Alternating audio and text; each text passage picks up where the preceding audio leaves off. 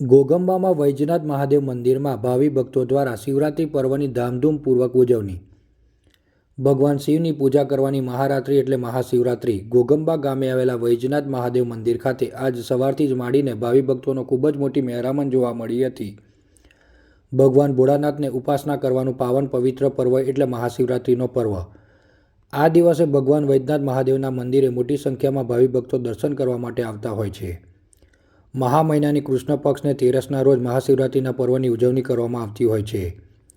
ત્યારે હિન્દુ સમાજમાં શિવરાત્રિનો તહેવાર ભાવિ ભક્તો દ્વારા હર્ષ ઉલ્લાસ સાથે તમામ શિવાલયોમાં ઉજવવામાં આવી રહ્યો હોય છે।